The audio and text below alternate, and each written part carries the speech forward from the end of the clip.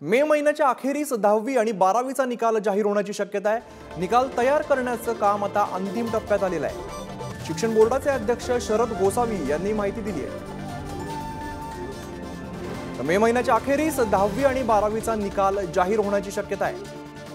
निकाल तयार करण्याचं काम आता अंतिम टप्प्यात आल्याचं सांगितलं जातंय। शिक्षण बोर्डाचे अध्यक्ष शरद गोसावी यांनी ही माहिती दिली आहे।